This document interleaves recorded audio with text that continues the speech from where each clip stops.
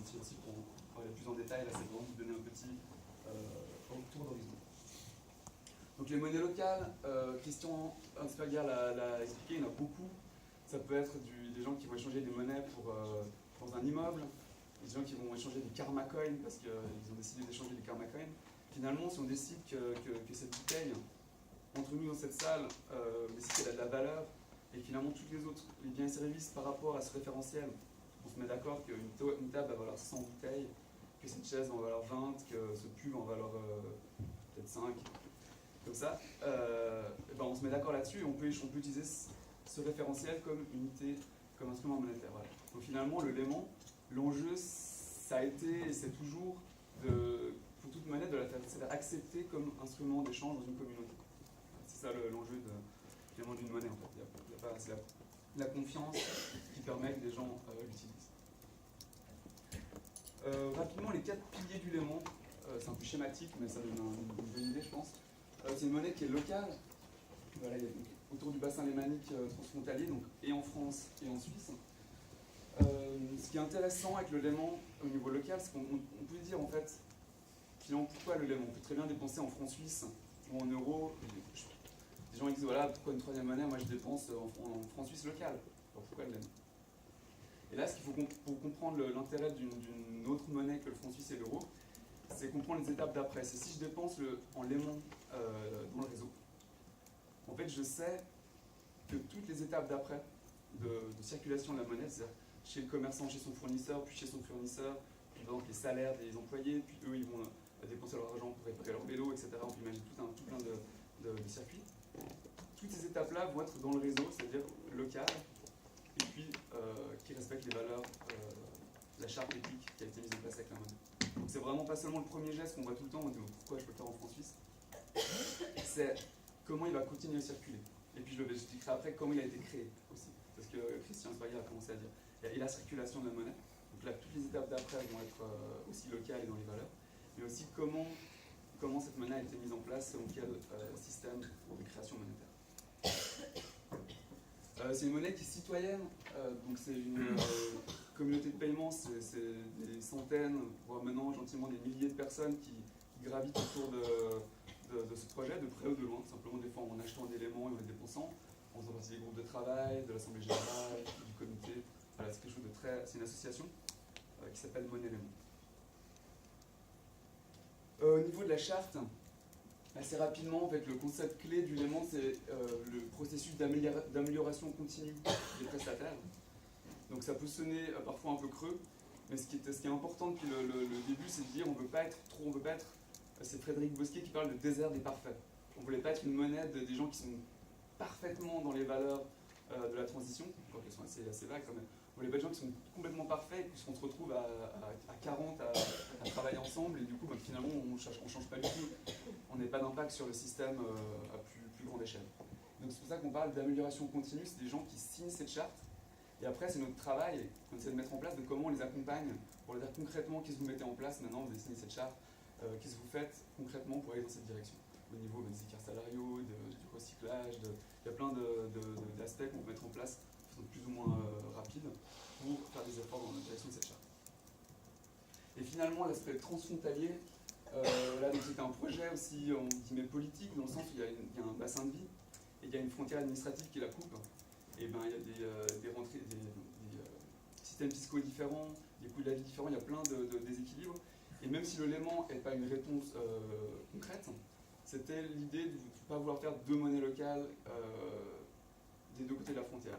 Et du coup, il y a deux associations, une monnaie Léman France, une monnaie Léman Suisse, qui ont un comité conjoint. C'est-à-dire que les décisions se prennent conjointement entre les deux associations.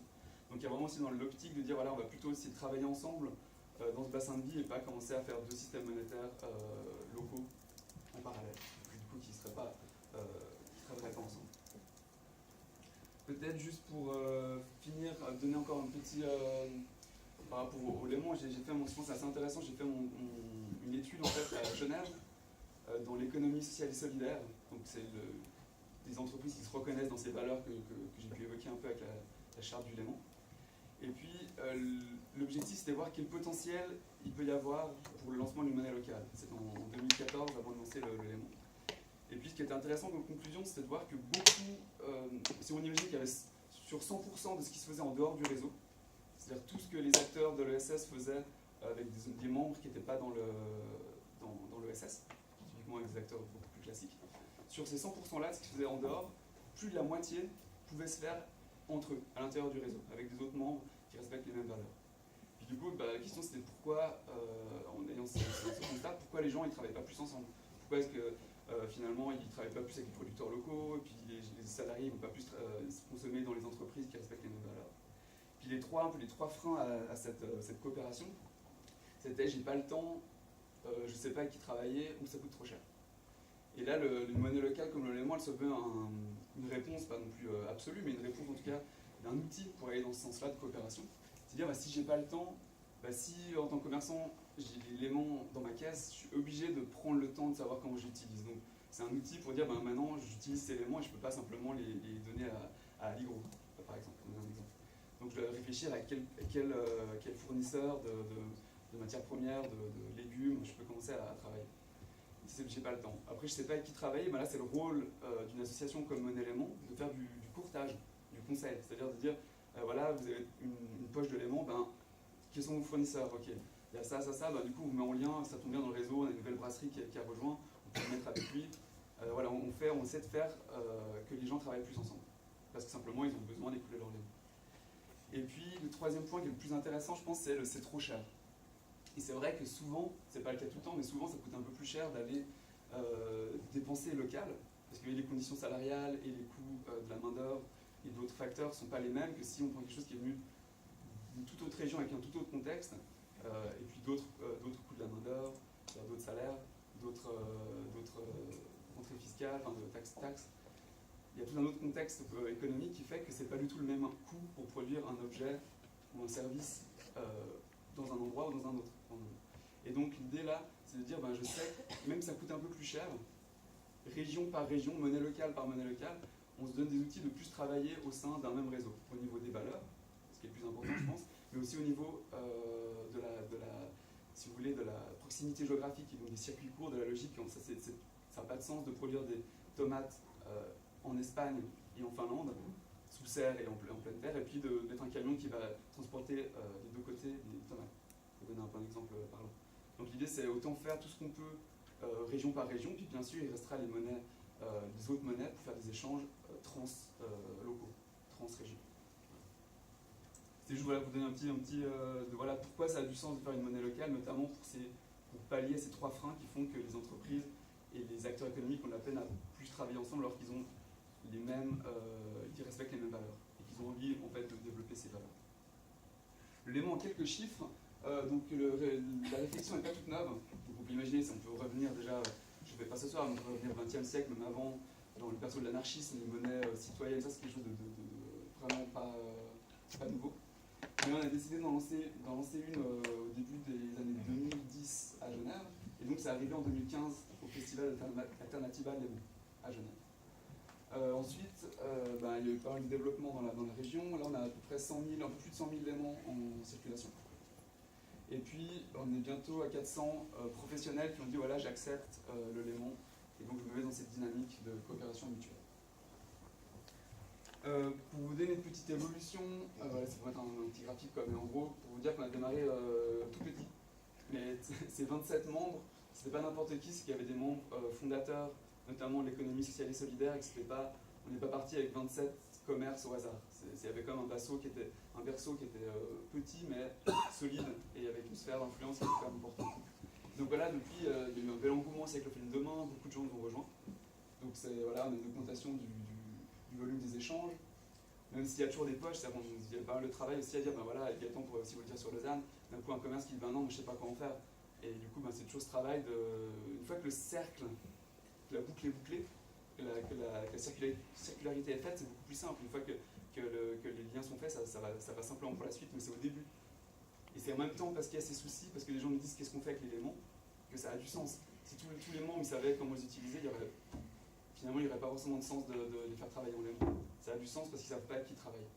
C'est au niveau de la circulation du léman. Et puis finalement, voilà, l'élément en circulation fait ça augmente. Système et fonctionnement, je ne vais pas pouvoir aller beaucoup dans les détails. Je vais parler du nantissement. Christian Asperger l'a évoqué. Le nantissement, en 2 mots, en un schéma, c'est plus simple avec un schéma. Si vous êtes ce bonhomme là-bas, vous allez dans un bureau de change, il y en a à peu près 7, il y en a 7 dans la région, donc 2 à Lausanne, peut-être un bientôt à Léviathan. Et donc, vous allez au bureau de change, vous donnez 10 francs suisses. Et puis vous recevez 10 lemons. Voilà, simple. Et puis ce qui est intéressant, c'est de voir que ces francs suisses, ils vont aller à la banque alternative suisse, et puis que ces francs suisses vont être investis pas comme s'ils étaient placés dans n'importe quelle banque. Ça, je laisserai Christian Asperger en parler. Et puis en parallèle, vous allez utiliser les lemons pour aller dans le réseau et les dépenser dans le réseau, toute étape 1, 2, 3, 4, et ça va commencer à faire des circuits dans l'économie. Donc vous avez ces 2 leviers en fait pour développer une économie qui respecte les valeurs du projet. Alors là, vu que je trouvais que c'était très rapide, j'ai pas prévu de slide sur le crédit mutuel, mais pour en dire 2 mots. Ça c'est l'actuel, c'est les billets papier qui sont là, qui sont ici. Voilà, vous pouvez avoir les éléments avec des fonds suisses. Ce sur quoi on travaille, c'est le crédit mutuel. Et le crédit mutuel, on ne change plus seulement la circulation, où circule l'argent et qu'est-ce qui renforce. Évidemment, si l'argent circule quelque part, c'est qu'il renforce certaines activités. Donc, on parle plus seulement de la circulation avec le crédit mutuel, c'est la création monétaire. Et c'est comment on met en circulation des éléments. Là, en l'occurrence, finalement, c'est des francs suisses qu'on a reçus et qu'on a échangés, qu'on a travestis en éléments pour les faire circuler différemment. Avec le crédit mutuel, en fait, la création monétaire se fait seulement s'il y a une activité économique. C'est-à-dire qu'on n'a pas besoin de passer par une banque privée, commerciale, pour avoir de l'argent qui est créé sous forme de dette et ensuite l'utiliser. Non, c'est qu'on va être dans une communauté, on va dire, bah, tiens, j'ai besoin de ce bien-service, on va voir qui a besoin de quoi. Et c'est le but de la société, c'est que chacun ait accès finalement aux biens et aux services nécessaires à son développement, à son épanouissement. Donc c'est voir qui a besoin de quoi, et que dès qu'il y a un échange, typiquement par exemple de carottes, des carottes qui s'échangent, il y aura un plus 10, parce qu'on dit que les carottes valent pour 10 éléments. Un plus 10 d'un côté et un moins 10 de l'autre. Celui qui achète l'élément sera à moins 10, celui qui les vend sera à plus 10. Et donc la grande différence conceptuelle, c'est que l'argent est créé en conséquence de l'échange économique et pas en amont de l'échange. Donc il n'y aura jamais l'idée de création de dette qui va faire qu'on est obligé d'être dans une croissance économique. Il y aura juste assez de monnaie par rapport aux biens et services qui doivent circuler. Là, je le fais en gros, mais les avantages, c'est... Comme dans un seul. Exactement, comme dans un système d'échange local. La différence, c'est notamment qu'il y a pas de taux d'intérêt, donc 0 taux d'intérêt quand on est dans les négatifs, que les dettes sont multilatérales et pas bilatérales. C'est-à-dire que si je suis à moins 10, c'est que je fais faillite. Celui à qui j'ai acheté les carottes, il ne perd pas les 10. Il n'y a pas le domino où du coup, si quelqu'un attend que son client le paye, il y a une rupture de la chaîne économique. La différence, c'est que la dette, elle repose sur l'entier de la communauté. C'est pour ça que la confiance est aussi importante. Si la personne a moins 10 qui fait faillite, l'entier de la communauté du Léman perd les moins 10. Et puis la dernière chose, c'est au niveau de la liquidité. L'avantage, c'est que du coup, on a une souplesse dans la liquidité. Si j'attends typiquement qu'un client me paye pour payer mon fournisseur, on peut imaginer même pour l'État à terme, s'il attend que les taxes, enfin les impôts arrivent avant de payer les salaires, il faut savoir que dans le canton de Genève, il y a des millions chaque année qui sont donnés aux banques commerciales, parce qu'il y a un décalage entre le moment où l'argent arrive sur les comptes et le moment où il part sur celui des fonctionnaires. Un exemple pour dire, un crédit mutuel, il permet de faire de la souplesse dans ces moments où il y a des entrées et des sorties de l'éléments, de francs suisses, de ce qu'on veut. Voilà. J'espère que c'est pas trop rapide, des fois c'est un peu, si on n'a jamais entendu parler, ça fait un peu vite.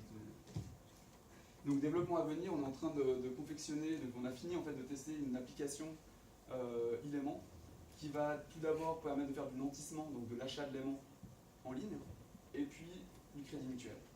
Pour le crédit mutuel, ça se construit aussi avec les entreprises, donc c'est pas pour le mois qui vient. Par contre, pour le mois qui vient, c'est le lancement, la présentation du léman électronique. C'est le 24 mars, c'est à Genève. C'est pas si loin, je suis venu en 1 heure ça. C'est à Genève, à l'université. C'est Rob Hopkins, vous avez vu le film de Demain il y a une semaine, je pense que vous voyez. Il vient à Genève pour inaugurer le léman électronique. Donc on fait une sorte de bel événement pour lancer ça. L'application est basée sur blockchain. Voilà. Pour ça dit des choses à quelqu'un, c'est décentralisé et hautement sécurisé. Voilà. Je vais m'arrêter là et je vais laisser la parole à Gaëtan. Bonjour, Isabelle.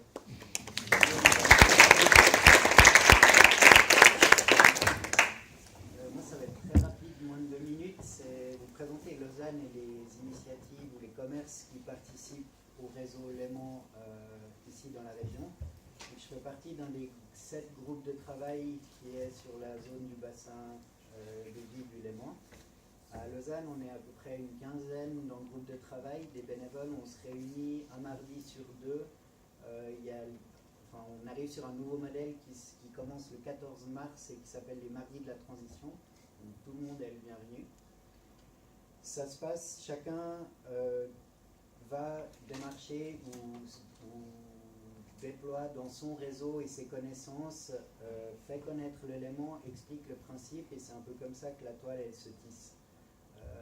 Pour les PFL et l'UNI, on a eu une présentation dernièrement à SAT et à Zelig.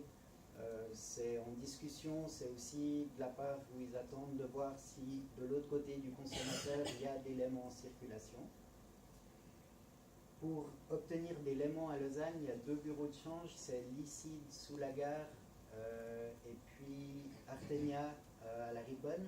Après, à savoir qu'il est possible de créer des bureaux de change itinérants si tout d'un coup il y a une assoce comme Unipoli qui veut avoir un bureau de change sur un événement particulier, savoir que c'est possible.